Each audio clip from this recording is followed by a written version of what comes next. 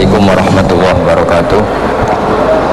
Nahmaduka ya ghafuru ya syakuru masalli wa sallim barik ala sayyidina maulana Muhammadin wa ala alihi wa sahbihi asmin. Nampak saja sesuai tema bahwa kita akan menjadikan tauhid sebagai sumber inspirasi bangsa atau sumber kekokohan bangsa atau sumber ketahanan NKRI. Perlu dicatat bahwa di antara yang sering disabdakan oleh Rasulullah SAW adalah inna minal bayani la sikhron. Jadi penjelasan atau orasi atau argumentasi atau apa sajalah itu adalah bagian dari sihir. Sihir di sini maknanya itu sesuatu yang kayak hipnotis, tapi di sini dalam konteks positif. Dulu ketika periode Rasulullah Muhammad SAW itu pertarungan hak dan batil itu diolah pikir yang diterjemahkan oleh artikulatif atau sistem verbal.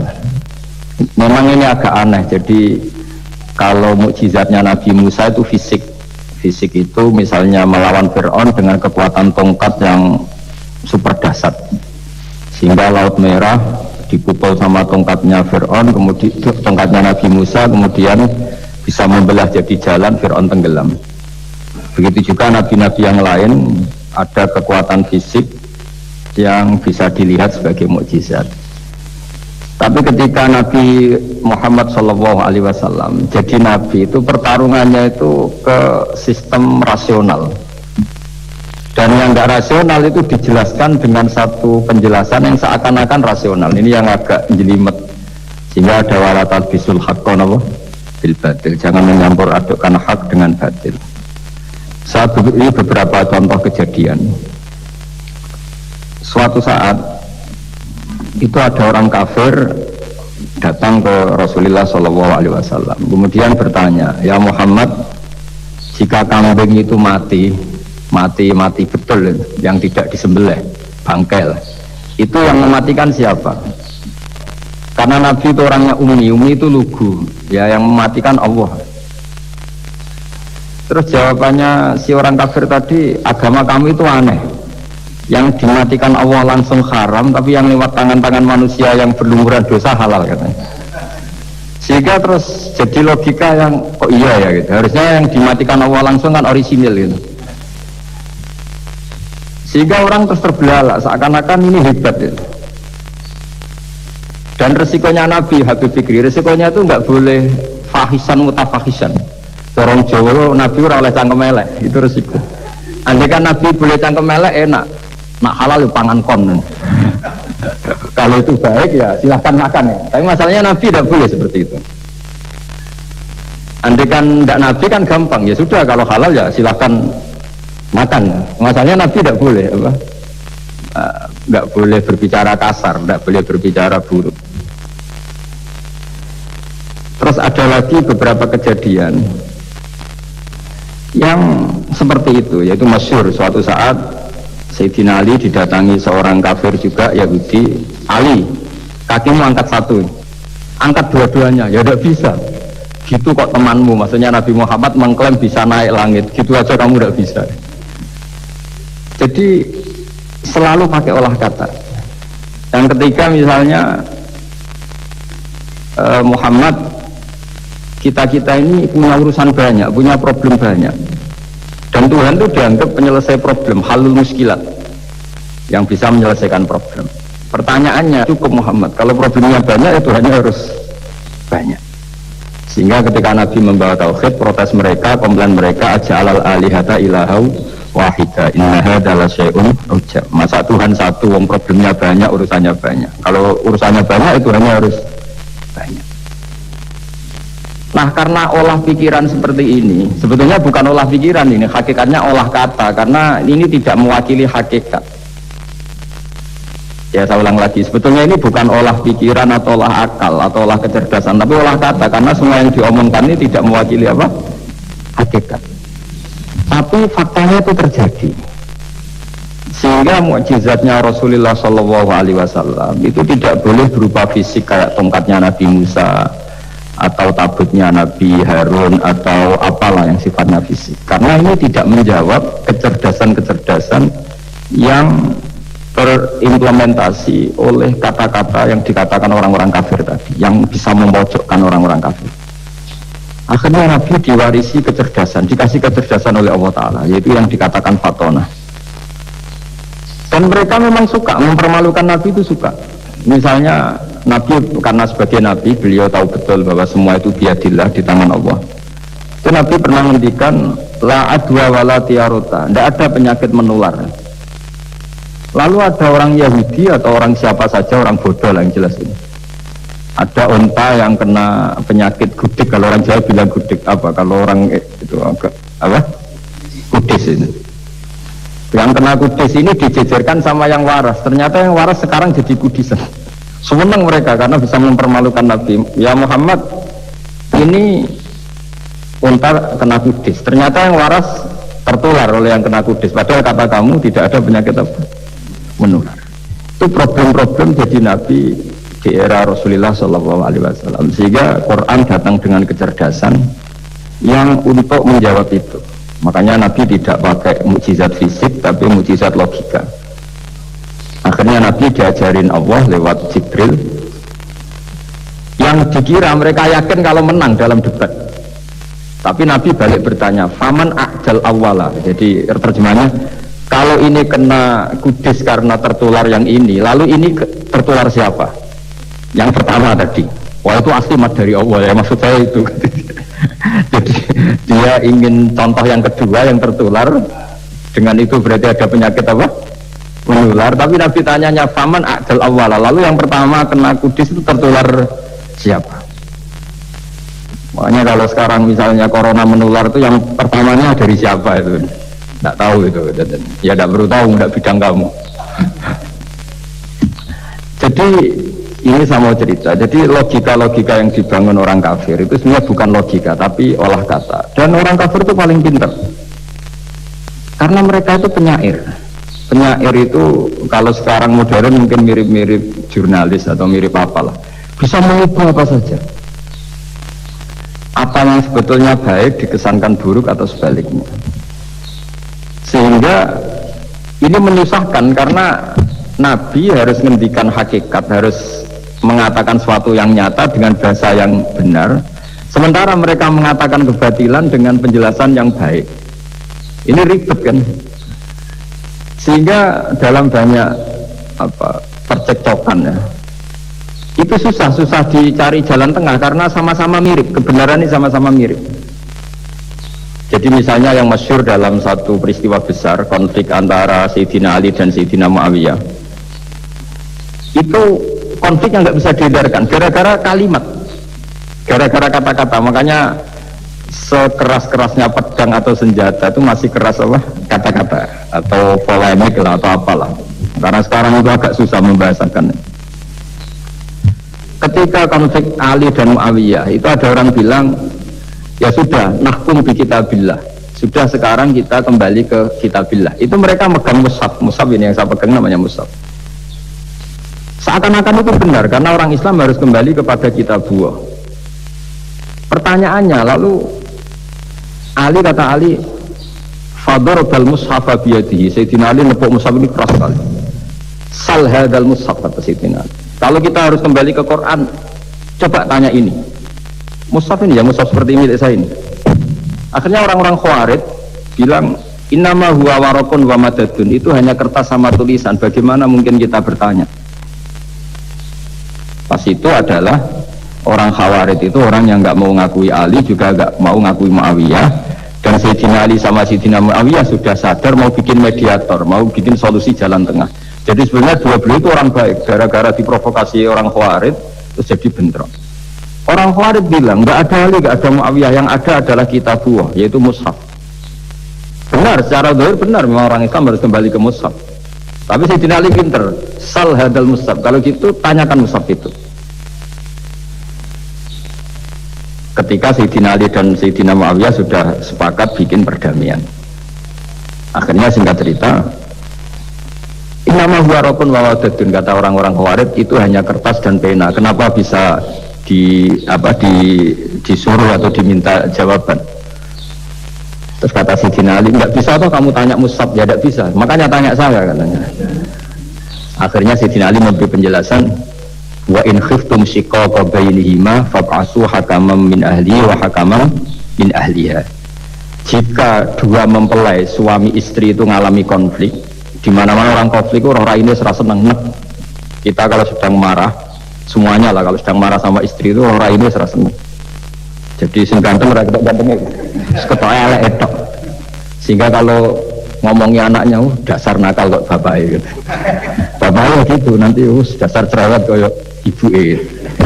Makanya alhamdulillah banyak anak kita yang mewarisi nakalnya bapaknya dan nakalnya ibunya. Karena sabdonya mesti seperti itu.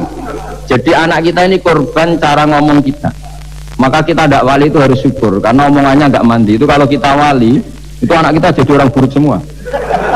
Karena kita ngomong dasar goblok kayak ibu dari ibu dasar nakal kayak bapak berarti anak kita punya status goblok dan nakal.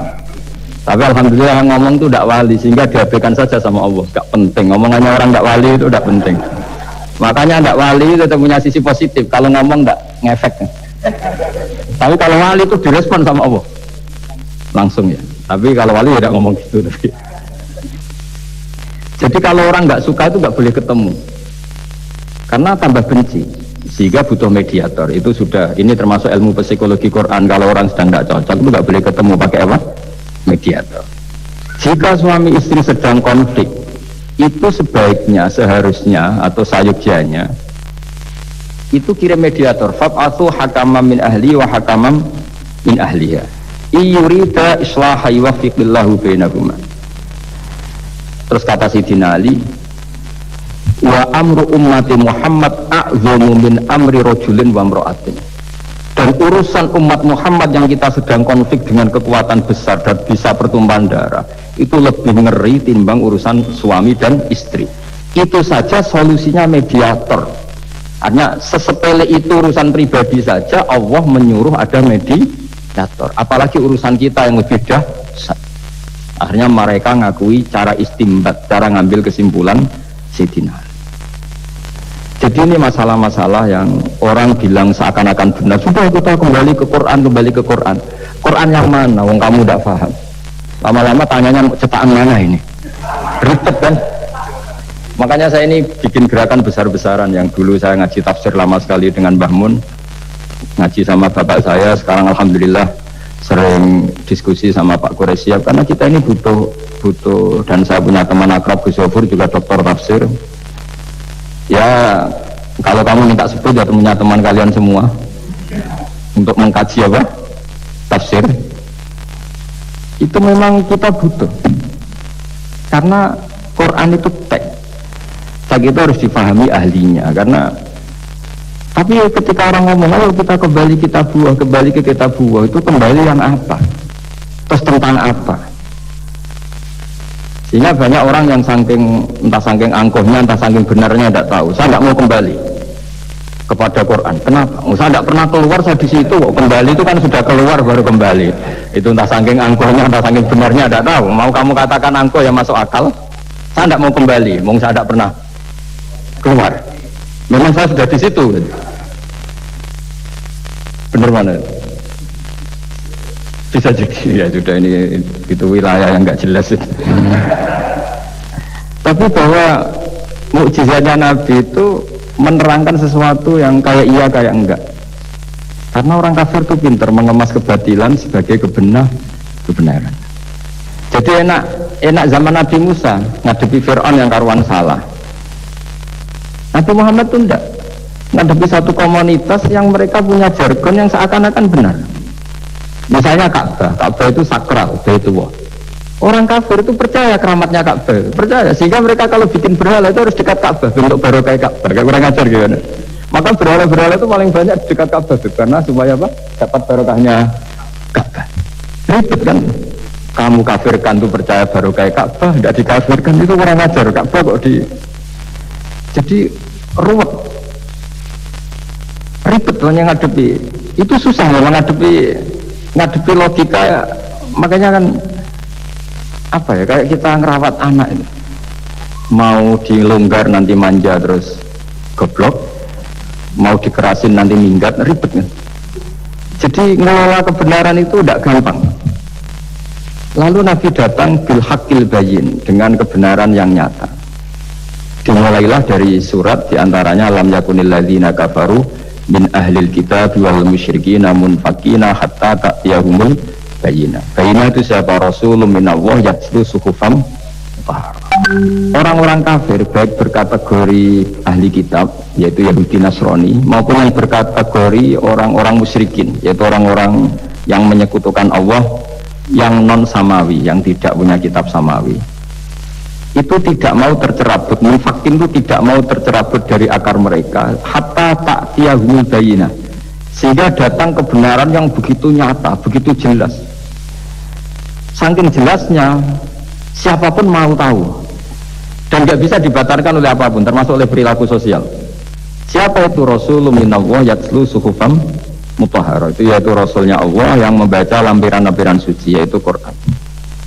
Sehingga Nabi datang dengan analogi pembanding. Orang-orang yang berpikir Tuhan harus banyak karena urusan itu banyak, problem banyak, lalu Nabi bikin analogi. Andaikan kamu sebagai pembantu yang punya majikan banyak, perintahnya beda-beda, kamu mau enggak? Ya enggak mau, enggak enak Muhammad kalau punya bos banyak, perintahnya beda-beda, semuanya egois harus dituruti, enggak mau. Enak mana sama punya majikan satu? Enak satu Muhammad. Ya sudah, Tuhan kamu itu majikan kamu, kalau banyak-banyak bingung kamu, perintahnya banyak nanti. Terus mereka mau, ya sudah Tuhannya satu saja. Jadi karena mereka mau enggak mau, harus berpikir kalau Tuhan banyak berarti perintahnya banyak, memuaskan satu Tuhan dibenci Tuhan yang lain, memuaskan yang lain dibenci yang lainnya, pokoknya ribet. Hari ini minta dilayani, Tuhan yang satu minta dilayani, itu kan ribet. Jadi Nabi itu pakai logika yang gampang. Makanya ketika Allah menjelaskan itu, ngendikan Allah daraballahu masalar rajulan fihi syuraka mutasyakisuna wa rajulan salamal dirajul hal yastawiyani masalah. Alhamdulillah, Allah bikin satu perumpamaan, ada orang yang punya majikan banyak, yang satu punya majikan hanya satu. Hal yastawiyani masalah, nasibnya enak mana? Enak yang punya majikan satu, karena standarnya jelas, SOP-nya jelas. Akhirnya mereka sadar, oke, Muhammad Tuhannya satu saja.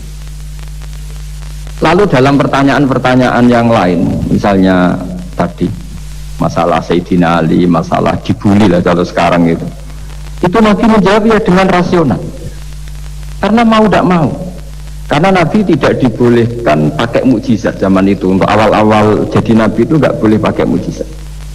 Karena mukjizat itu punya sisi yang sangat-sangat fatal, yaitu kalau Allah sudah menurunkan mukjizat, itu sekali nggak diimanin itu harus ada azab. Nabi ingin umatnya itu nggak kena azab. Makanya ketika Allah Taala wa ma mana'ana an nursila bil ayati illa an kadzdzaba bihal awwalun. Cara terjemahan bebasnya gini, Muhammad, saya tidak ngasih mukjizat kamu kayak Nabi Musa, kayak nabi-nabi sebelum kamu yang berupa fisik. Itu problemnya satu, sekali saya menurunkan mukjizat, tren umumnya ini didustakan. Ketika didustakan, saya punya alasan menyiksa, wong sudah tak perlihatkan sebegitu jelas kok tetap didustakan. Maka sekali saya menurunkan mukjizat, kata Allah, wa ma nursilu bil ayati illa takhwifa. Saya memberikan satu ayat itu hanya warning, hanya peringatan bahwa ini akan ada bahaya azab.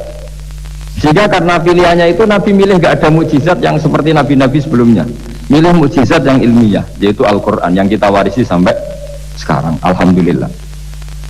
Karena kata ulama-ulama, nah ini pentingnya penjelasan, andaikan mukjizat kita itu hanya tongkat, maka hanya ada di museum. Kita lihat tongkatnya Nabi Musa, mungkin klaimnya ada di Turki. Mukjizat tabut kita lihat lagi di mana lah tempat di museum. Tapi kalau mukjizatnya Al-Quran, itu umatnya Nabi akan merasakan nikmatnya ila yaumil kiamat. Misalnya kita dalam bersuami istri, atau dalam berkeluarga, atau dalam bermasyarakat, itu Quran kalau nasihati kita gampang sekali. Misalnya wa ashiruhunna bil ma'ruf fa in karihtumuhunna fa asa an takrahu syai'a wa yaj'alallahu fihi khairan katsira. Sudahlah kalau sama istri itu yang baik. Jika ada watak istri yang kamu nggak suka, dalam ketidaksukaan kamu itu ada kebaikan yang banyak. Kamu nggak suka karena kalau istri kamu sering marah, kamu nggak suka. Sukanya yang senyum. Tapi kalau senyum terus sama orang lain juga senyum, ribet kan kamu. Jadi sudah anggap saja ada hikmahnya. Semua itu ada hikmahnya. Kalau istri kamu marah tidak kelihatan marahnya, dipendam, itu nggak ekspresif. Cara akting sinetron nggak masuk. Tapi kalau marah kelihatan marahnya itu ekspresif, itu kecerdasan, itu kan bisa menumpahkan keinginan. Oh itu bagus ini. Jadi disuruh lihat si siapa positif. Imam Syafi'i itu pernah ketemu seseorang yang di depan beliau cium tangan hormat. Suatu saat dikasih tahu sama santrinya yang lain, orang yang mencium kamu wahai Imam Syafi'i itu di belakang ngerasani kamu, muli kamu. Kata Imam Syafi'i, baguslah. Kenapa? Berarti saya wibawa, di depan saya tidak berani. Jadi enteng. Beliau dikasih tahu, tetangga kamu banyak yang benci engkau ya Imam Syafi'i. Baguslah, tidak akan utang saya. Justru yang kenal-kenal itu yang utang-utang itu. Jadi enteng terus. Jadi dunia ini dianggap gampang saja. Coba kalau istri kamu sedang rukun sama sedang marah itu murah mana? Murah marah. Kalau rukun minta ke mall boleh. Jadi ulama dulu itu murah mana? Marah sama rukun. Kalau sedang harmonis minta kemana? Mahal kan? Kalau pas marah. Jadi ulama dulu itu lucu apa ya? Gampang sekali nanggapin sesuatu itu. Imam Abu Hanifah itu kalau ketemu yang utang beliau itu dia yang sembunyi karena malu. Kalau kita kan enggak yang sembunyi yang utang. Kalau Abu Hanifah enggak. Yang sembunyi itu Abu Hanifah. Kasihan dia malu kalau ketemu saya kan masih punya utang saya. Itu kalau kamu ingin jadi wali itu gitu. Kalau ketemu yang utang kamu yang lari. Itu bisa bank tutup karena yang lari yang utangin. Dalam cerita-cerita wali itu unik-unik. Robi Adawiyah itu pernah kemalingan. Itu beliau sembunyi. Malingnya nyari apa dia sembunyi. Habis itu ditanya, kenapa engkau sembunyi? Sama lu sama malingnya. Karena rumah saya nggak ada yang bisa dimaling karena nggak punya apa. Jadi ini kalau berpikir rasional kan ada habib fikih bahasa rasional. Ini tak latih berpikir yang agak rasional. Nabi itu diutus dalam kondisi masyarakat yang rasional. Juga repot. Dan yang tidak rasional itu punya kecakapan olah kata sehingga seakan-akan rasional. Makanya ada kalimat terkenal di kalangan ulama, kalimatu haqqin urida bihal batil. Omongannya benar, tapi maksudnya tidak benar. Kayak tadi la hukma illa lillah. Tidak ada hukum kecuali yang ada di Quran. Tidak ada hukum kecuali yang diturunkan Allah. Pertanyaannya, apa itu? Ya Quran. Jadi apa? Makanya kata Sidina Ali, ya sudah, sal hadal musab. Tanya musab kamu. Wah tidak bisa, itu kan hanya kertas sama tulisan. Makanya tanya ulama kata Sidina Ali. Nah Quran itu balwa ayatum bayinatun fi suduril ladina utul ilm. Quran itu begitu jelas sebagai solusi, tapi di hatinya orang yang punya ilmu. Sehingga kemudian lahir beberapa generasi tauhid. Yang paling masyhur dimulai tauhid itu yang masyhur ya, itu adalah ketika ada orang namanya Muhammad bin Jubair bin Mut'im. Itu bapaknya Muhammad ini namanya Jubair bin Mut'im. Itu dia orang kafir, masih kafir. Dia datang ke Madinah itu untuk negosiasi tawanan perang Badar. Dulu beberapa orang yang negosiasi sama Nabi itu ya nunggu di masjid. Singkat cerita, Nabi sholat maghrib baca surat Wattur wa kitabim mastur fi raqqin mansur wal baitil ma'mur was saqfil marfu wal bahril masyur. Terus dia dengerin sampai Allah tanya, amkuliku min ghairi syai'in. Kalau kamu tidak ngakui saya sebagai Tuhan, kata Allah, silahkan Anda berpikir bahwa alam raya ini dimulai dari ketiadaan. Atau kamu sendiri merasa sebagai pencipta alam raya ini, pencipta langit dan bumi. Itu namanya am khalaqus samawati wal ard. Itu orang itu disebut dahiyatul Arab, orang paling cerdas di Arab. Itu dia bingung. Dia selamanya kafir. Cara berpikir menuhankan berhala, Lata, Uzza, pokoknya menuhankan makhluk lah. Terus dia mikir, Muhammad ini kacau ya, akal saya dihabisin kata dia. Jadi cara berpikir dia pakai akal, dia tidak percaya mukjizatnya Quran, tapi dia bilang Muhammad ini kacau, akal saya dihabisin. Akhirnya Nabi setelah salam dia menyatakan Islam, karena kata dia Muhammad, akal saya habis oleh apa yang kamu baca. Nah ini saya mau menerangkan tauhid sebagai inspirasi, yaitu logikanya gini, langit bumi ini kan wujud itu punya eksistensi. Kalau langit bumi ini wujud, alam raya ini nyata, lalu kamu mengatakan sebelum alam raya ini ketiadaan, berarti ada satu kesimpulan ketiadaan menciptakan yang ada. Itu malah gendeng bareng. Dan maksud logikanya kan nggak kena. Al-adamu yakhluqu maujudan, sesuatu yang nggak ada menyebabkan atau menjadikan sesuatu yang ada. Akhirnya padahal pertanyaannya tadi gitu, ya sudah kalau kamu nggak percaya saya sebagai Tuhan, sebagai pencipta awal, sudah ada usah Tuhan-Tuhanan. Tapi mari goblok bareng dengan mengatakan bahwa alam yang ada ini diciptakan oleh sesuatu yang tidak ada. Jadi super, saya tidak mau goblok Muhammad, sudah iman saja karena saya tidak mau goblok. Jadi agama ini datang dengan keceriaan berpikir. Sehingga Ibnu Hajar al-Asqalani mengatakan hadatin ja'a bil iltizat al-aqli. Agama ini datang dengan kenyamanan berpikir. Coba kalau Anda seorang profesor atau seorang doktor atau seorang ilmuwan, kemudian Anda diajak goblok dengan teori baru bahwa sesuatu yang ada itu diciptakan oleh yang tidak ada. Mau enggak dong? Mau semuanya rasa tuh. Diajarin sesuatu yang ada diciptakan oleh yang tidak ada.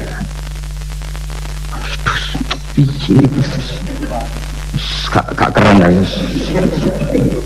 Kamu bisa lurus gitu.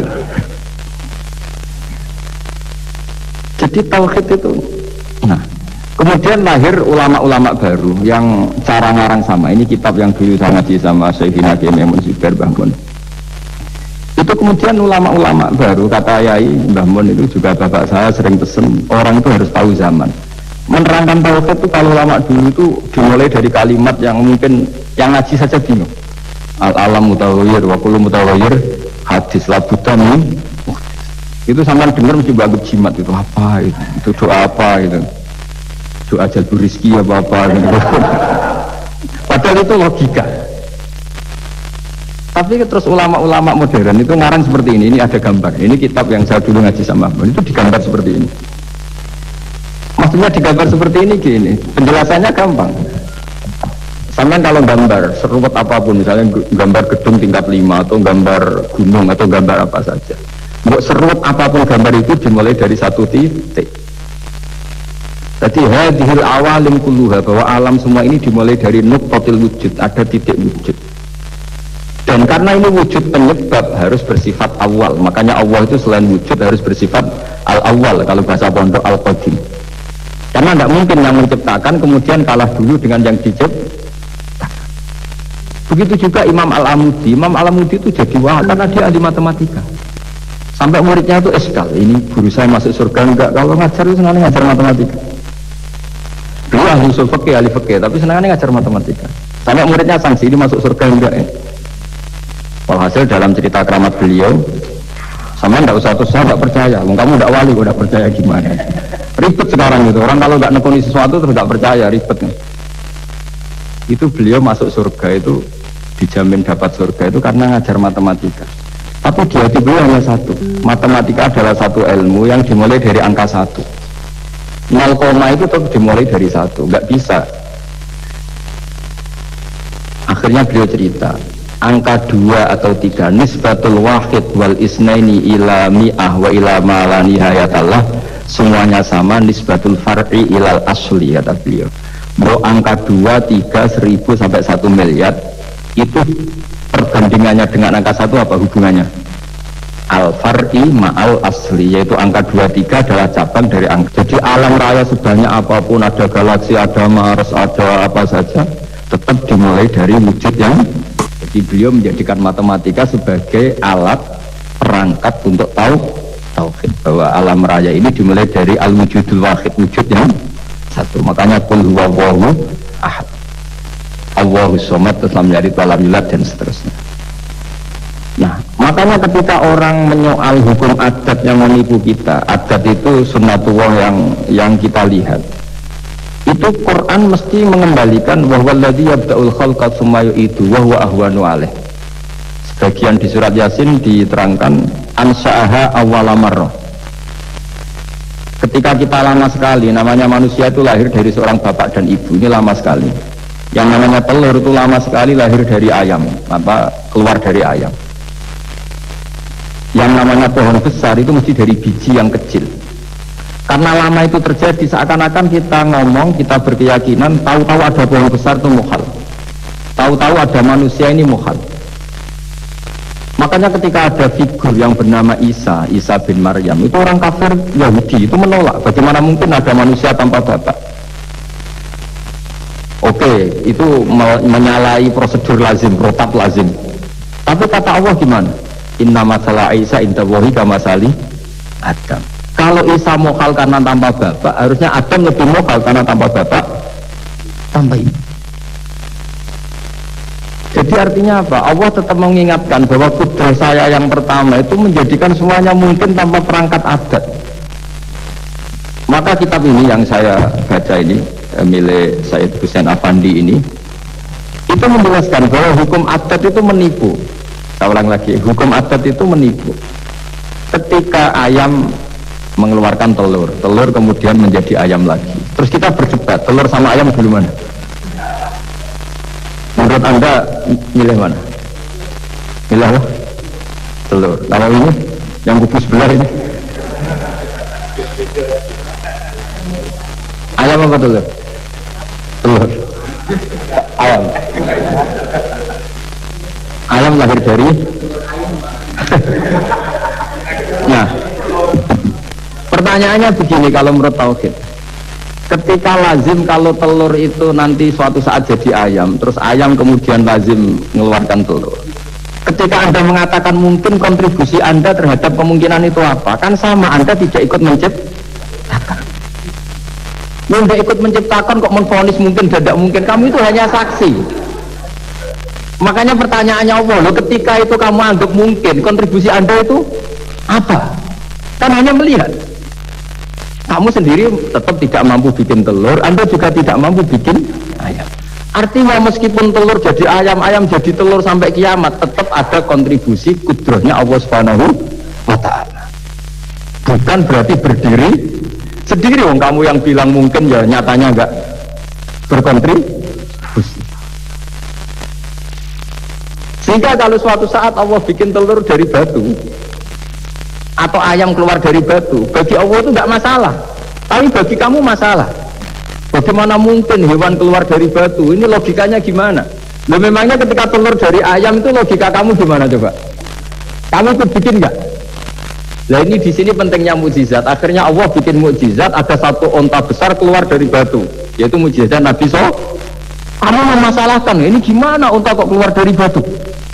Lalu kalau Allah tanya kamu, gimana telur keluar dari ayam? Ini biasa, Gusti mungkin, memangnya kamu bisa. Berarti bagi orang yang tauhid, yang wali, keluarnya ayam dari telur sama onta dari batu itu nisbatnya sama. Sama-sama semuanya di luar kontribusi kita. Kenapa yang satu kamu katakan mungkin, yang satu kamu katakan tidak mungkin? Oh, kamu sama-sama tidak terlibat. Itu cara berpikir tauhid. Artinya apa? Orang-orang wali atau orang-orang alim meskipun melihat telur keluar dari ayam tiap hari tetap subhanallah, subhanallah, Allahu Akbar.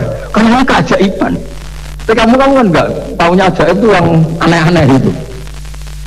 Makanya banyak cari kiai aneh yang gondrong, yang enggak pernah mandi, gara-gara kamu itu suka aneh itu gara-gara.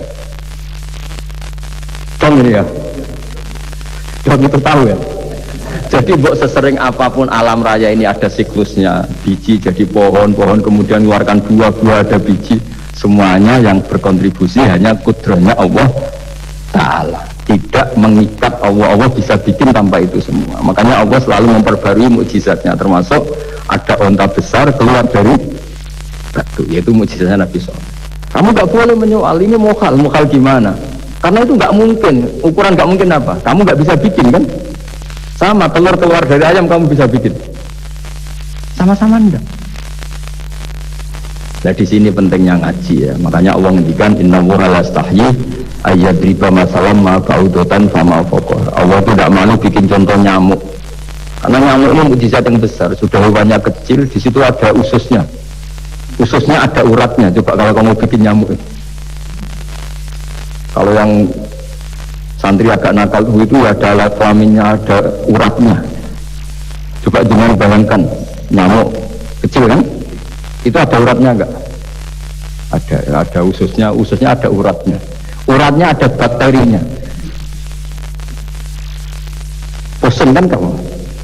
Jadi sebetulnya ayat awal yang dasar itu bukan dinosaurus tapi nyamuk. Bikin uratnya dinosaurus masih gampang, hewannya besar paling uratnya segini. Itu pesan di Juwana bisa lah. Tapi kalau pesan organnya apa? Nyamuk. Perutnya seberapa? Sudah gitu dia di dalamnya ada calon anaknya. Lebih kecil, banyak lagi jumlahnya coba. Nah ini agama ini datang dengan akal. Jadi kelihatan ada mukjizatnya Quran karena menyontohkan nyamuk. Dan kelihatan mukjizat kalau dijelaskan pakai logika. Itu kayak apa susahnya bikin nyamuk. Sudah kecil, ada organnya ada uratnya ada kumannya ada uratnya. Pusing enggak? Makanya tidak ada kampus yang siap memaklumatkan diri sanggup bikin nyamuk. Karena ya tidak sanggup lagi. Nah itu mukjizatnya Quran. Jadi agama ini ngendikan ulama-ulama ja'a bil iltizazil aqli. Agama ini datang dengan kenyamanan berpikir. Makanya kita nanti kalau mau mati itu yang senang saja. Kita tidak tahu caranya hidup, tahu-tahu lahir, tahu-tahu hidup, tahu-tahu punya hutang, tahu-tahu banyak masalah, tidak tahu kita. Nanti kalau mati juga gitu, nggak ingin mati tahu-tahu mati, nanti nggak tahu-tahu bangkit. Makanya sudah alaiha nahya wa alaiha namut wa biha nubasu insyaallah taala minal. Makanya kata Sayyidina Ali kalau ada orang susah hidup, kamu lahir keinginan kamu apa keinginan Allah? Ya keinginan Allah. Kamu mati, misalnya orang frustasi ingin mati, ya tidak bisa mati. Kalau Allah tidak menghendaki ya tidak mati. Ya sudah, zaman kita hidup ya tidak bisa mengelola kehidupan ini, ya sudah kalau mati juga tidak bisa mengelola kematian ini. Makanya terus kita diajarkan inna sholati wa nusuki wa mahyaya wa mamati lillahi rabbil alamin. Hubungan kita tidak tahu, sudah hidup kita, mati kita semua di tangan Allah. Sudah kita pasrah saja. Nah jamnya mati aja, serasa pamit sudah mati aja, sudah gak ribet. Makanya wali-wali itu ya biasa ngelihat kematian itu, bukan karena yakin pasti masuk surga ya enggak. Kata wali-wali itu di dunia itu hanya Allah yang ngurusi kita, ya Allah nanti di akhirat ya sama. Itu tauhid ya. Jadi saya ulang lagi ya, jangan terjebak hukum adat, karena dalam hukum adat itu sebenarnya Anda tidak aktor tapi hanya saksi. Yang namanya telur keluar dari ayam mengeluarkan telur, tapi sebetulnya ini tidak mengikat. Allah bisa saja bikin hewan dari yang lain, kayak tadi mengeluarkan untanya Nabi Soleh dari batu yang apa? Besar. Wah itu lokal, bagaimana mungkin? Dan memangnya ayam jadi telur, telur jadi ayam, Anda ikut berkontribusi kan enggak? Andai kan Anda menyaksikan kudratnya Allah Ta'ala di semua kejadian, yaitu Allah bisa bikin nyamuk, nyamuk ada organnya, organnya ada uratnya. Dengan reputasi seperti ini, maka kita akan mensifati Allah innahu ala kulli syai'in qadir, bahwa Allah bisa melakukan apa saja. Wa huwa ala kulli syai'in qadir, diulang-ulang. Sama Indonesia yang sekarang seperti ini, yang kata orang ada yang bilang terbelakang, ada yang bilang tertinggal dari Eropa. Mungkin dalam kudrat Allah untuk bikin Indonesia lebih makmur dari sekarang, bisa mengalahkan negara-negara yang lain. Jadi kalau kamu ingin, tapi Indonesia banyak masalah gini-gini, bagi Allah mudah saja menyelesaikan masalah. Tetap inadzalika ala wahi yasir. Kita harus optimis bahwa semuanya bagi Allah mudah. Tapi cara berpikir ya tadi, dengan reputasi Allah bisa bikin nyamuk. Dan nyamuk sulitnya di mana ya tadi, sudah kecil, punya organ, organnya punya urat, uratnya punya bakteri, bakterinya punya organ, organnya bakteri, mungkin ada bakteri lagi. Pusing kan? Ya jangan, nggak usah dipikir kalau pusing. Ya jadi terus yang terakhir, saya mohon kalau baca Quran sebisa kita ada yang diangen-angen ya. Jadi Allah kalau mendorong kita mengakui eksistensinya Allah, Allah sering ngendikan yang mudah-mudah. Misalnya saya ini yang menciptakan kamu, saya yang menciptakan kamu. Falau la tusaddiqun, sudahlah, saya ini nahnu khalaqnakum, saya ini pencipta kalian, Bu Yao. Hubungan kamu itu dengan saya, urusan kamu terdekat itu dengan saya, kata Allah, bukan dengan yang lain. Karena saya menciptakan kamu, kata Allah. Tapi kita ini aneh, jadi manusia itu aneh. Dengan zat yang menciptakan kita tidak punya urusan, dengan yang tidak terkait dengan kita punya urusan. Itu kan aneh. Dan Allah kalau menerangkan itu gampang. Terus bagi manusia yang kumo luhur, yang angkuh, seakan-akan bisa menentukan segalanya, falola in kuntum ghairu madinin tarji'unaha in kuntum shadiqin. Kalau kamu orang hebat, ketika nyawa kamu mau keluar tuh kamu tahan supaya kamu nggak jadi mati. Nggak keren kan orang hebat kok mati katanya. Kamu sombongnya kayak gitu, seakan-akan bisa ngatur dunia, menaklukkan dunia, ternyata kamu mati. Harusnya nggak usah mati dong. Ini kata falola in kuntum ghairu madinin tarji'unaha in kuntum shadiqin. Makanya falola idza balaghatil hulqum wa antum hina idzin tangdurun. Orang-orang yang keren, yang merasa hebat, yang biasa ngatur dunia, ketika mati itu jangan mau. Ini sensitif wilayah. Ya saya kira demikian ya, semoga lewat ngaji ini kita kembali ke tauhid yang benar lewat penjelasan-penjelasan yang akli, yang rasional. Saya pastikan agama ini datang dengan al-iltizatul akli, kenyamanan berpikir. Kayak apa susahnya kita dengan jadi ateis? Karena harus punya rumus bahwa yang ada diciptakan oleh yang tidak ada. Itu kan jadi aneh. Makanya ukuran iman salasun man kunna fihi wajada halawatal iman. Ciri utama iman itu nyaman, halawah itu manis. Karena ya itu tadi apa yang dibawa oleh Quran dan hadis sesuai akal kita. Maka masyhur di kalangan para ulama ada pepatah, laulam yakun maja'a bihi Muhammadun dinan lakana fi aqlin nasi hasanan. Kalau saja Muhammad tidak maklumatkan kalau ini agama, akal pun akan setuju bahwa yang dibawa itu hal yang luar biasa. Karena agama ini tidak lam yusadim al-aql, agama ini tidak akan menentang akal. Liqaumi ya'qilun liqaumi yatafat. Kalau ada orang bilang akal saya itu menolak paham agama, itu akalnya yang perlu dicek. Ada masalah itu. Ya, saya kira demikian. Assalamualaikum warahmatullahi wabarakatuh. Tanyanya Pak Barbar. Alhamdulillah telah mendengarkan paparan yang cukup sangat menarik dari Gus Bahar. Kalau ada pertanyaan dari Bapak Ibu sekalian di sini, silakan. Monggo Mas. Semua Mas.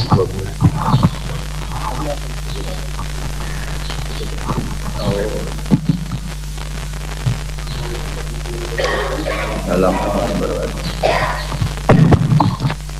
Gus pada tanggat Sejun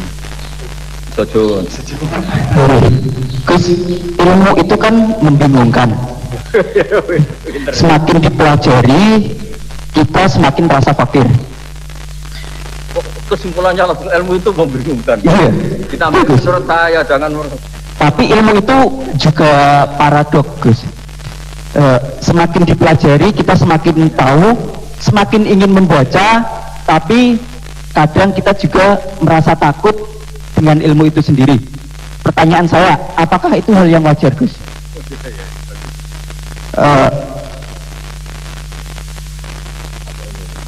Terus Gus, untuk saat ini ilmu itu banyak yang disalahgunakan. Orang yang berilmu dibuat salah dan disalahgunakan. Pertanyaannya adalah supaya orang yang benar itu tetap benar walaupun disalahkan dan disalahgunakan, guidance-nya itu apa, Gus? Karena semakin kesini banyak yang gak berilmu ngaku berilmu, yang berilmu disalahkan dan disalahgunakan. Terima kasih. Wassalamualaikum warahmatullahi wabarakatuh. Biasanya orang semakin ngerti IT itu semakin banyak disalahkan, disalahgunakan. Jadinya banyak orang yang justru berilmu itu takut untuk muncul ke permukaan, padahal itu justru ya dibutuhkan. Makanya ilmu itu membingungkan. Dia semakin dipelajari, kita semakin fakir, semakin merasa fakir ilmu, tapi kita juga semakin ingin tahu, semakin banyak membaca. Makanya menurut saya ilmu itu membingungkan. Semakin dibaca kita semakin bingung, tapi semakin pengen tambah ngerti. Dan semakin ngerti kita semakin fakir ilmu. Kan bingung ini Gus. Oh iya bagus lah kalau Anda yang bingung bagus lah. Ya semoga bingungnya Anda tetap bingung. Jangan ngajak saya bingung. Gini ya, jadi kalau misalnya IT atau teknologi apapun, Islam datang itu kan ngatur ketentuan efek ya. Misalnya mudahnya komunikasi bagi orang yang soleh mungkin terus dipakai ngaji, dipakai kebaikan, dipakai menjaga NKRI. Bagi yang tidak baik dipakai alat selingkuh, alat memecah belah bangsa, dipakai alat adu domba. Jadi Islam datang ya sudah ketentuannya, yang dipakai maslahat itu halal, yang dipakai madarat itu haram. Islam hanya ngajari itu, tapi bahwa penemunya yang menjadikan semuanya mudah, dulu kita nelpon hanya dengar suara, sekarang pakai bisa tatap muka, itu dianggap ilmu yang objektif, belum punya akibat. Nah nanti akibatnya tadi, kalau nelpon yang yang kelihatan wajahnya itu kan namanya istilahnya itu video call, kalau kamu sama guru kamu, sama ibu kamu ya ibadah, kalau sama selingkuhan kamu ya dosa, kan gitu. Islam hanya membahas itu, tapi nanti ya kan memang hukumnya hanya itu kan, kalau dipakai positif ya bagus, kalau dipakai negatif ya buruk. Nah Islam tidak boleh terus disalahkan, ini akibat teknologi maka orang mudah selingkuh. Sebelum ada teknologi yang selingkuh juga sudah banyak. Sekarang ngaji gampang karena ada telekonferensi gini-gini. Mulai dulu yang suka ngaji, yang ngaji gampang karena kadang kiai ya tetangganya, nggak jauh-jauh juga banyak orang benerin. Jadi ini kan urusan niat, meskipun semuanya mudah, kalau nggak ada niat juga susah. Tapi saya kecewa dengan Anda karena mengatakan ilmu membingungkan. Ini saya tapi ya bagus lah, orang jujur itu bagus. Hanya karena beliau bingung, yang aku bingung kan bagus. Jadi nilainya dijujur tadi. Tapi seandainya saya sebagai ilmu itu nggak terima diberi status membingungkan tadi itu. Tapi kalau kita yang ngaji tauhid, ngaji hikmahnya Allah. Semua yang diciptakan Allah itu ada hikmahnya. Misalnya Allah menciptakan manusia itu sebagai pemalas, itu bagus. Bagusnya begini, kalau dibuat ibadah, pemalas itu buruk. Tapi kalau andaikan Anda ditakdir punya kemampuan ahli nuklir, terus Anda tidak pemalas, setiap hari bikin nuklir yang paling dahsyat. Pertama hanya bisa menghancurkan Hiroshima dan Nagasaki, suatu saat bikin yang se-Asia, lama-lama bikin yang seluruh dunia. Lama-lama saking cerdasnya, pertama butuh bahan besar, lama-lama hanya kecil, ribet kan, barokahnya pemalas. Ngantor, baca koran, ngantor, ngerumpi, sehingga yang bagian nangani nuklir itu tidak pinter-pinter banget. Itu bahaya itu kalau pinter banget itu, karena efeknya itu sama. Sekarang kan ada kacamata pinter juga, itu kan ketemu orang bisa merekam kan, semua privat orang bisa, ribet kan. Nah agama itu ngatur yang halal ya biar halal. Misalnya begini ya, ada orang ke Mars atau ke bulan, kita katakan pinter dalam konteks menjelajah alam. Tapi kalau dibalik, rakyatnya miskin butuh makan, kemudian itu untuk biaya ke bulan, itu bodoh apa pinter? Membiarkan masyarakatnya lapar karena biayanya dipakai naik ke bulan, itu pinter apa bodoh? Tapi dari tidak tahu tentang bulan menjadi tahu, pinter apa bodoh? Pinter. Tapi kebutuhannya makan kok malah naik ke bulan, pinter apa bodoh? Ya saya juga belum naik Anda kalau nggak apa-apa ya memang ilmu ada sisi membingungkannya ya, nggak apa-apa lah, bingung-bingung dikit nggak apa-apa, tapi ya kira-kira sudah bingungnya tambah.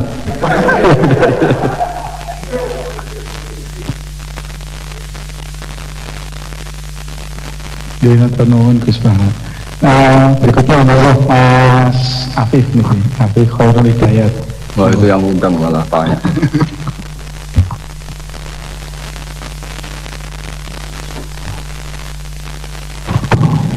Bismillahirrahmanirrahim. Assalamualaikum warahmatullahi wabarakatuh. Terima kasih atas kesempatannya. Gus Bahat izin bertanya, bagaimana cara paling efektif membendung pemikiran-pemikiran neo-khawarij di lingkungan kampus? Matur suwun. Wassalamualaikum warahmatullahi wabarakatuh.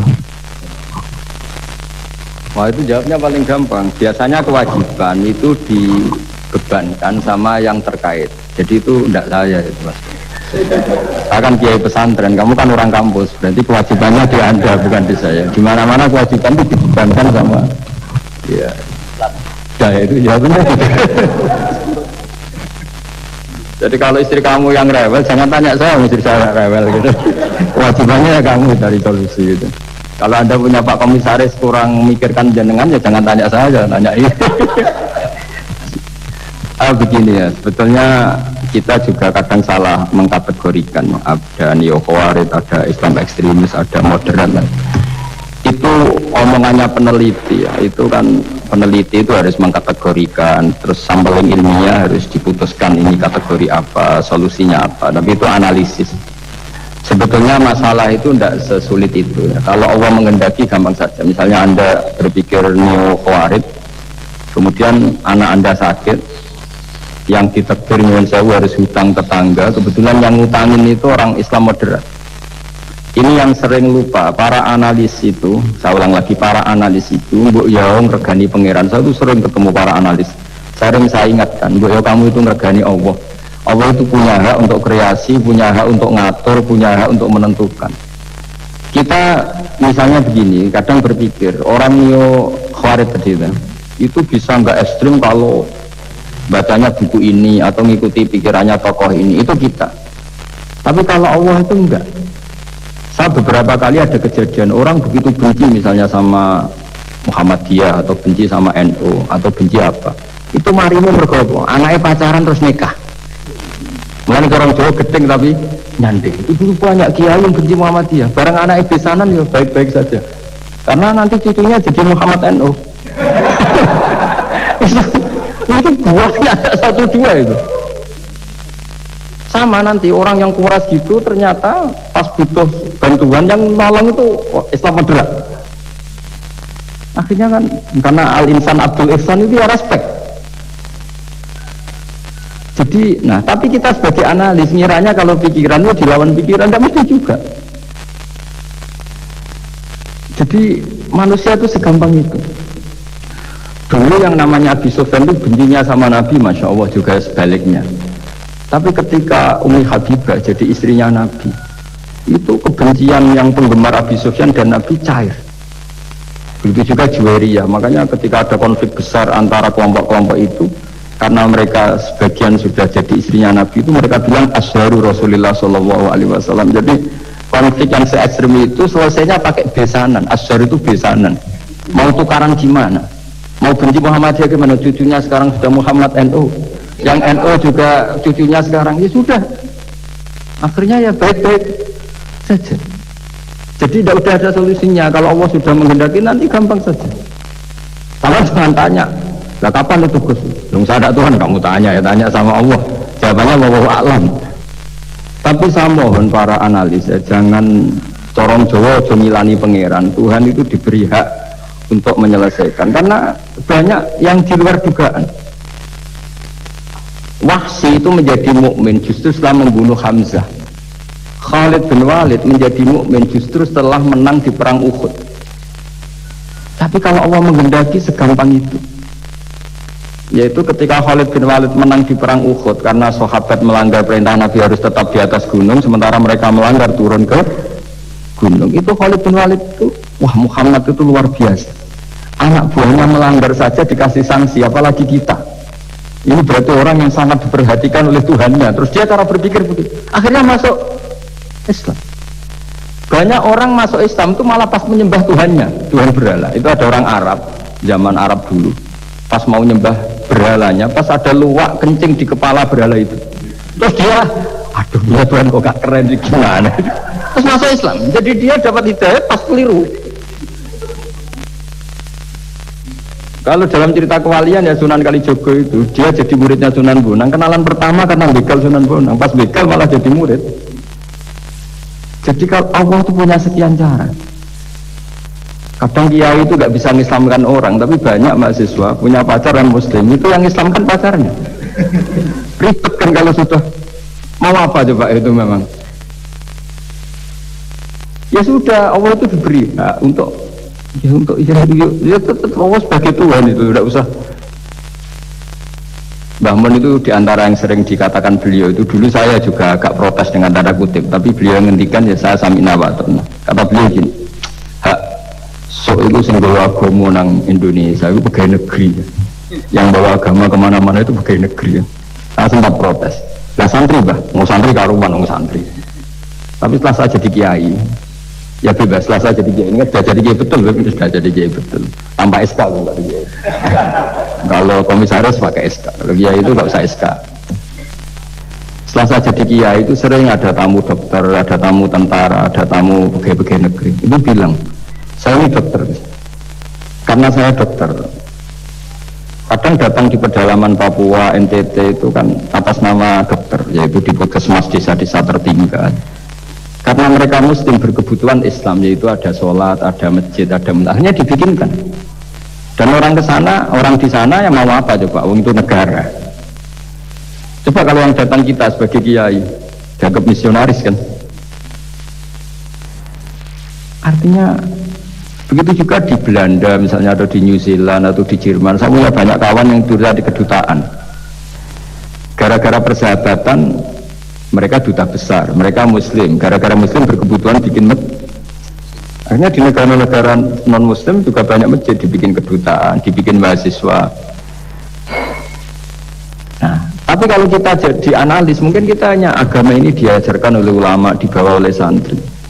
Tapi tidak seperti itu. Nyatanya Allah dengan kehendaknya bisa saja menyalurkan agama ini lewat PNS, lewat macam-macam. Jadi Allah itu maha kuasa. Makanya kita ini hanya bersaksi bahwa innallaha ala kulli syai'in qadir. Nah, kita sebagai kiai memang bantu mengenalkan ahkam fikihnya yang detail-detail itu. Tapi kalau menyebarkan Islam itu Allah punya cara. Saya kemarin pas ketemu Habib Quraisy, di antara yang diceritakan itu, orang Inggris itu kadang kenal Islam itu ya lewat Muhammad Salah itu, pemain bola itu. Karena mereka nggak ingin ngamati kiai, yang ingin diamati pemain. Jadi pertama, itu orang Prancis itu tidak benci Islam itu gara-gara Zainuddin Yazid Zidane itu. Zizou itu loh, itu namanya Zainuddin Yazid. Yazid Zainuddin, kena bahasa Prancis jadi Zinedine Zidane. Itu dulu imigran dari Aljazair itu dibenci sama orang Prancis. Tapi setelah yang membawa Prancis juara itu adalah seorang Zidane. Itu mereka tidak benci Islam karena yang membawa kebanggaan Prancis juara dunia. Apalagi kalau tidak salah pas itu ada 3 pemain Muslim Prancis.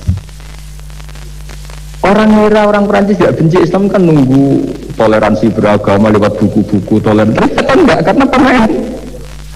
Coba kalau mau menghadapi sampai jurnal-jurnal di Prancis setelah juara dunia, siapa bisa membenci orang Aljazair? Mereka harga kita, mereka martabat kita. Apa itu pandang sebelah? Dulu itu orang di Inggris, pemain Inggris itu kalau mau sholat susah, mau puasa susah. Terus mereka ingin minta hak puasa kalau musim puasa. Dan menjadi mudah di luar dugaan. Manchester City dibeli Sulaiman Al-Fahim. Ya sudah, mau apa coba manajernya yang punya muslim. Nah, larang sholat tak pecat. Ya akhirnya ya malah ada masjid. Pelatihnya kalau ada yang puasa gitu, monggo dari akan mau apa coba. Segampang itu kalau Allah mengubah dunia. Makanya disebut ya mukhawilal ahwal hawil ahwalana ila ahsanil hal, ya muqallibal qulub sabit qalbi ala dinik. Ya udah, pokoknya semua itu ya kita ikhtiar tapi tetap yakin Allah yang punya cara. Dalam sejarah yang terkenal Islam masuk Indonesia itu tidak lewat ustaz, lewat pedagang. Versi ya sejarah yang terkenal meskipun banyak versi. Gara-gara ada pedagang, mereka muslim, mau tidak mau ya tetap berkehidupan muslim. Berhubung kehidupan Islam itu menarik, simpatik, akhirnya banyak yang menjadi Islam. Jadi ya sudah seperti itu. Ya saya kira demikian. Terakhir loh, super waktunya paling. Ya, Iya sih. cepat ya anak bapaknya.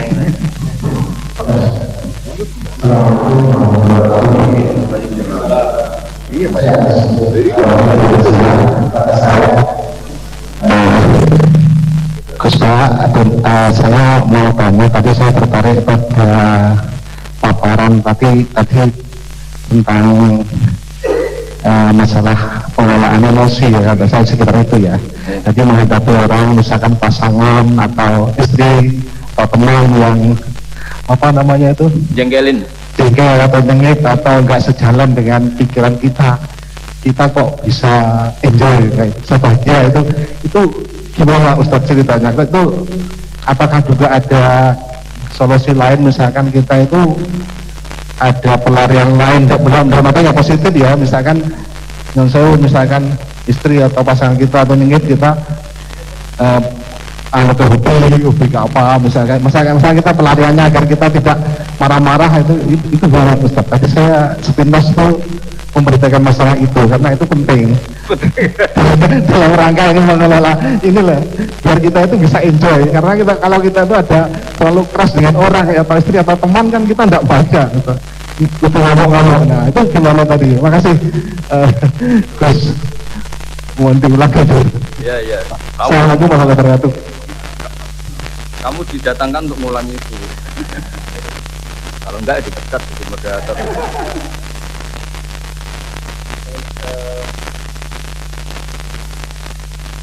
Tadi pertanyaannya pun niki bagaimana mengolah emosi niki Gus.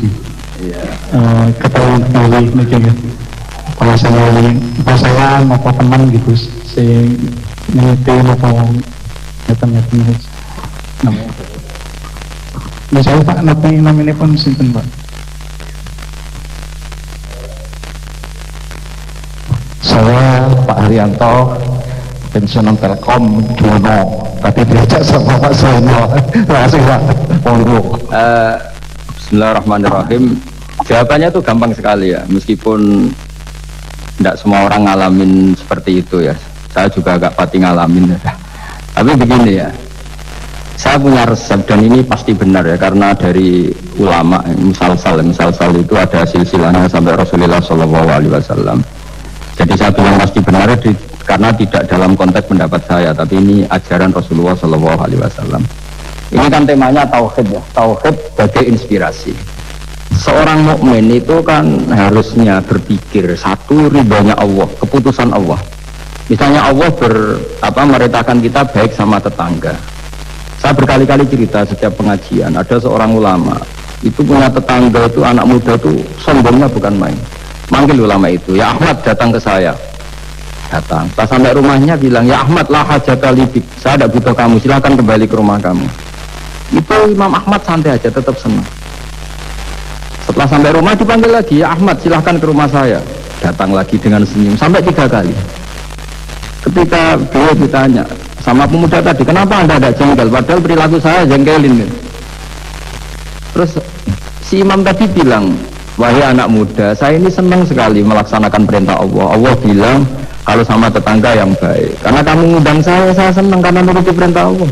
Kamu nyuruh saya kembali, saya senang karena memang disuruh nuruti perintah tonggo, menyenang tonggo, menyenangkan tetangga. Jadi saya tidak ada hubungannya dengan kamu. Kalau kamu misalnya ada teman yang jengkelin, misalnya namanya Zaid itu manusia, makhluk. Kalau kamu ikut jengkel berarti anda terdikte, terprovokasi oleh orang yang bernama Zaid yang statusnya hanya makhluk. Sementara Allah ngajari kita, wa ahsin man asa'a ilaika, berbuat baiklah sama orang yang berbuat buruk sama kamu. Berarti kalau kamu tetap baik, hubungan kamu dengan Allah. Kalau buruk berarti kamu didikte oleh Zaid. Bayangkan kalau Zaid ini orang yang nggak tamat SD, anda seorang profesor, berarti anak SD bisa memprovokasi profesor. Itu yang bodoh yang mana itu?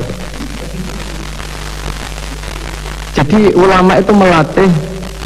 Jadi selain tadi, makanya Nabi itu punya ajaran yang memang berat ya. Kalau orang tidak bakat wali jelas berat. Di antara ajarannya itu silman koto aka, sambunlah orang yang memutus hubungan dengan kamu. Wa ahsin man asa'a ilaika, berbuat baiklah sama yang berbuat buruk sama kamu. Itu memang berat. Makanya kamu tanyakan betul itu. Tapi bisa dilatih, yaitu ketika kita berbuat baik atas nama Allah Subhanahu wa ta'ala. Sehingga melihat yang gini-gini itu ringan. Itu kan sama seperti kiai-kiai yang dakwah di kampung-kampung pedalaman, sudah gak tahu haknya kiai, gak sopan. Nah, itu Nabi itu ketika dakwah itu kalau nuruti mangkel itu ya mangkel. Nabi misalnya memberi satu janji, siapa yang datang ke saya akan saya kasih sesuatu yang menggembirakan. Itu orang-orang sebagian Bani Tamim bilang, ya Muhammad, sesuatu yang menggembirakan ya uang. Padahal Nabi mau menerangkan fadilahnya amal ini begini, tapi pikiran orang-orang itu yang menggembirakan itu ya uang. Kalau kamu kasih uang ya kita gembira, kalau enggak ya enggak. Jadi, tapi ya tadi ya, selain dilatih dengan langsung iman, dilatih punya seni kayak Imam Syafi'i tadi. Orang itu gimana? Di depan jenengan sopan, tapi di belakang ngerasani baguslah saya wibawa berarti. Jadi jangan enteng saja. Saya pernah baca juga, ada orang ketika kaya temannya banyak, ketika miskin temannya yang dulu banyak, sekarang nggak ada yang jenguk dia. Terus lapor ke seorang Habib, ini gimana Habib? Ketika saya kaya teman saya banyak, ketika saya miskin dibiarkan sendiri, sekarang saya buruh di orang. Ya bagus gitu. Kalau teman kamu tetap main ke kamu dalam keadaan kamu buruhnya orang, mangkuli botol, mangkuli apa, malah kamu malu jadi tontonan. Mendingan mereka nggak datang, bagus alhamdulillah. Jadi, coba kalau kamu sudah miskin, teman-teman kamu tetap datang, pas kamu buruh orang pasti bentak, malu nggak? Milih didolani apa milih enggak? Milih enggak, dulu pikirannya orang kan. Jadi ulama dulu itu ngelola. Ya saya kira demikian, ya dilatih. Terakhir ini, kamu sudah korupsi satu ini sudah. Katanya terakhir ini.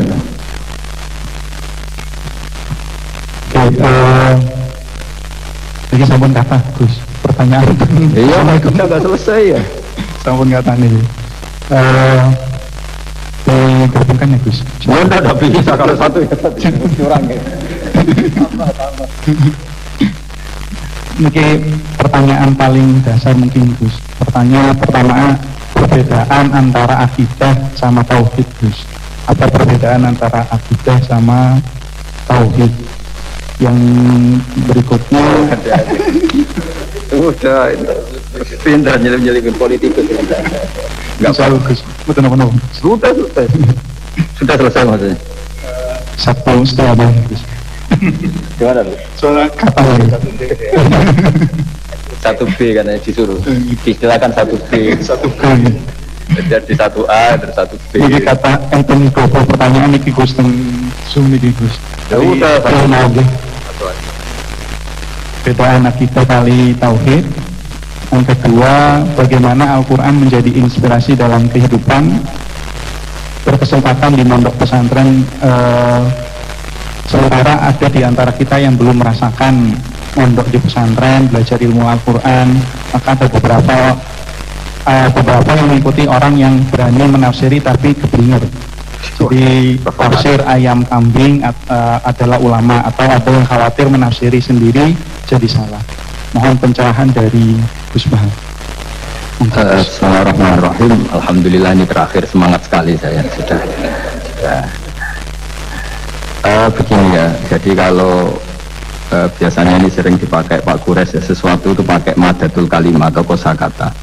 Jadi kalau akoda itu dari ain kofdal maknanya mengikat, sehingga kalau kita transaksi disebut apa? Akad. Jadi sesuatu yang mengikat disebut akad. Kata turunannya bisa akidah, sesuatu yang sudah komitmen itu disebut akad atau akidah. Kita berkomitmen iman bahwa Allah satu. Nah satu itu bahasa Arabnya wahid. Terus dari kata wahada wahidu tauhidan, mengesahkan Allah itu disebut apa? Tauhid. Nah, tauhid itu dimulai la syarikalah, bahwa tidak ada kekuatan di luar Allah yang sekuat Allah, disebut tauhid. Jadi akidah dan tauhid itu sama, akidah ya tauhid, tauhid juga akidah. Jadi itu sama. Makanya yang dikatakan Islam itu apa? Yang dikatakan Islam itu adalah al-i'tiqad atau al-aqidah bil janan, akidah tertanam di hati, wanutku bil lisan, kemudian akidah itu kita lafadzkan, kita ucapkan, wal amal bil arkan, dan implementasi fisik kita juga seperti itu. Makanya yang dikatakan iman, dikatakan ihsan adalah tadi apa? Akidahnya itu ada bil janan di hati, diucapkan bil lisan, kemudian dipraktekkan bil arkan, yaitu anggota fisik, anggota tubuh kita. Sehingga sujud itu dianggap ibadah paling lengkap karena fisik kita ya tunduk sama Allah dengan kepala di bawah.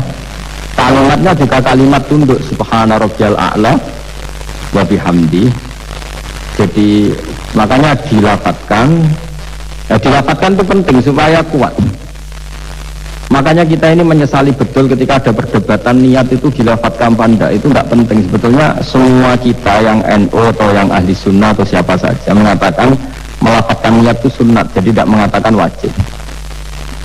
Tapi yang menentang dilafatkan juga kebablasan, melafatkan saja kok tidak boleh.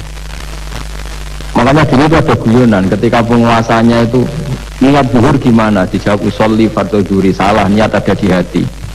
Barang yang satu kuasa, niat zuhur gimana, ditulis niat ada di hati, enggak, yang benar usolli fardhu zuhri.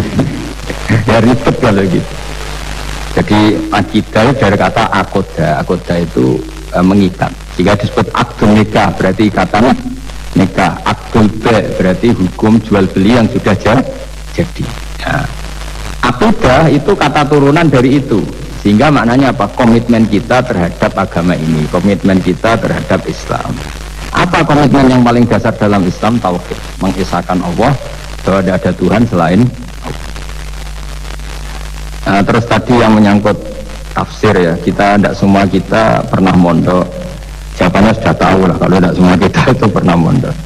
Tapi begini ya, pesantren itu dulu itu tidak harus seperti ini yang di pondok saya atau di pondok-pondok yang lain. Pesantren itu adalah sistem pengajaran di mana setelah diajarkan itu dirasakan, diamalkan, dijiwai. Sehingga dulu malah nggak ada pesantren yang kayak kita ini. Ulama-ulama dulu ya di rumah ngaji tapi serius. Sehingga dulu itu memang yang dimulai ini, yang adat kampus sebagian itu agak cocok itu menghafal. Kalau kampus itu kadang kuat analisisnya, kalau di pondok itu memang disuruh menghafal. Kenapa menghafal itu menjadi penting? Karena pengembangan itu setelah hafal. Tapi kalau tidak hafal, maka sebenarnya kita tidak pernah mengembangkan agama, mengembangkan pikiran kita sendiri. Sehingga kita ini butuh hafal, meskipun setelah itu ada analisis. Saya beri contoh misalnya gini, mulai kecil sampai tua kita ketemu orang yang sangat materialistik. Makan enak itu apa? Sate. Makan enak itu bakso. Makan enak itu pizza. Selalu kita dibentuk fisik. Tapi kalau kita ngaji sama ulama, makan enak itu apa? Ya saat kamu lapar. Maka ulama dulu mengatakan makanan enak itu apa? Idamuhu alju, lauknya adalah lapar. Kalau kamu lapar, semua makanan enak. Ini kearifan. Dulu ada ulama yang datang melihat istrinya makan satu piring habis. Hanya satu piring, ditanya, kenapa tidak tanduk, sudah kenyang? Alhamdulillah, berarti saya tidak butuh korupsi. Ternyata istri saya hanya makan satu piring kenyang. Kalau makannya satu ton, baru saya butuh korupsi karena tidak cukup. Begitu juga melihat ngopi. Setiap orang cowok kalau ngopi itu senang sekali. Bahwa ternyata untuk senang itu tidak harus selingkuh, tidak harus maksiat, tidak harus kenikah atau tempat-tempat yang salah. Tapi ulama dulu itu cara kearifannya itu dijaga oleh hal yang sepele. Ternyata sangat itu bisa senang. Ya berarti senang itu tidak harus maksiat. Gendong anak senangnya bukan main, melihat anaknya sehat tidur senang. Sehingga ulama dulu mengatakan al-istizad bil mubahat min qutbiddin, menikmati hal yang dibolehkan Allah itu qutbuddin, pokok dari agama ini. Nah, kenapa orang butuh maksiat? Karena nggak bisa nikmati hal-hal seperti ini. Makanya beragama itu harus nyaman. Dengan nyaman ini diharapkan orang nggak butuh nyaman lewat jalur yang tidak benar. Orang ketemu cucunya seneng, ketemu anak seneng, ngopi seneng, hal-hal yang taat ya. Apalagi Rasulullah SAW dengan sholat tuh senengnya bukan main, sampai beliau ngintikan wa qurratu aini fis sholat. Logikanya gampang, kalau kita jagongan ya ngerumpi sama yang kita cintai seneng, apalagi ngerumpi sama Allah Subhanahu wa ta'ala kalau boleh dibahasakan, karena sholat itu artinya kamu muamalah, munajat, jagungan, asik-asikan sama Allah Ta'ala. Rabbana lakal hamdu, engkau mempunyai segala puji yang di langit maupun di bumi, yang memenuhi langit dan bumi. Jadi itu yang harus jadi solusi bangsa ini. Coba misalnya malam-malam macet, andai kan malam-malam banyak yang tahajud, kan Jakarta itu tidak macet.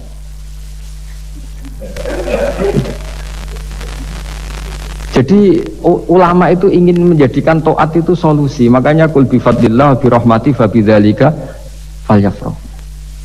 Orang yang sedang tahajud itu, setiap ulama dulu yang tahajud itu sampai bilang gini, ainal muluk fi hadil ladzah. Enaknya apa jadi raja? Enak ya kita. Sayyidina Ali itu derajatnya tinggi. Di antaranya disebabkan beliau kalau wiridan gini, saya hafal wiridannya.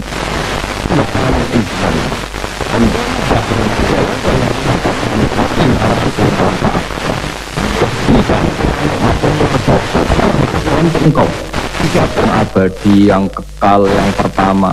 Coba kalau saya jadi hambanya Fir'aun, Tuhan mati tenggelam lagi, kan tidak ada kerennya. Begitu sekarang jadi tontonan lagi. Coba andai kan kamu punya Tuhan Fir'aun, kayak apa tersiknya? Sudah Tuhan mati jadi Dia Gusti, kan saya ini karena punya Tuhan engkau zat yang abadi, yang lahul asmaul husna. Wa kafani fakhron an akuna laka abdan, dan saya keren sekali karena menjadi budak engkau, menjadi hamba engkau. Coba kalau saya jadi hamba sesama manusia, kerennya apa? Podo menusane, podo lemah, podo mati ini harus saling memperbudak, kerennya apa ya? Jadi orang dulu itu kalau sudah munajat, makanya Nabi ngendikan wa qurratu aini sholat. Kalau sudah sholat itu namanya bukan.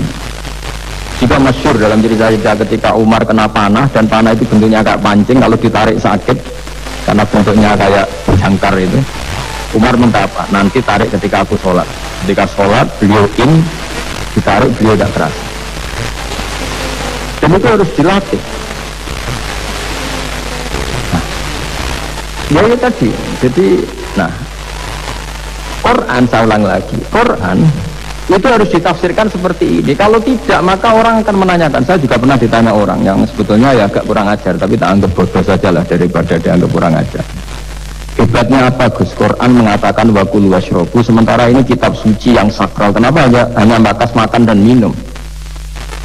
Saya bilang orang bakas Alphard, bakas Mars, bakas planet Jupiter itu gak keren karena gak bakas gak mati. Tapi kalau orang gak makan mati, berarti Quran membakas kebutuhan dasar manusia. Jadi mendesak, makan itu mendesak. Nah, kenapa harus dibahas? Dalam hukum dunia manapun yang namanya mengambil milik orang lain harus pamit. Semua alam ini milik Allah, sehingga kita boleh makan itu nunggu izinnya Allah. Maka Allah dulu yang ngetikan kulu, kamu boleh makan, baru kita boleh makan. Bismillah itu pamit yang punya. Kamu pernah beli oksigen, kamu pernah beli buah-buahan sama Allah, tidak pernah beli kan? Itu maling semua itu sebetulnya. Karena tidak pamit sama yang punya.